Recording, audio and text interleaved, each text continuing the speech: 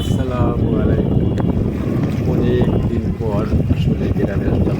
গ্রামে থাকতে যাই মায়ের এসেছে মঞ্জুর, ঠিক আছে, কাঁধে হাতিয়ে রয়েছে জেলায় হেমায়েতে। তো আমরা আসলে অনেক মজা করছি সেই নামকরা পায়রা নদীর পার। আসলে আমরা একটা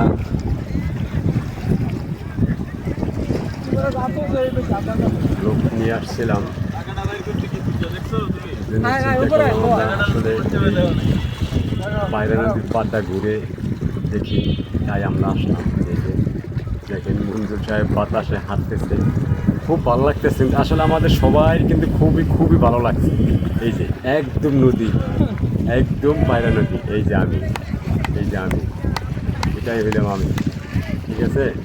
আসলে খুবই মজা পাইছি, খুবই মজা পাইছি।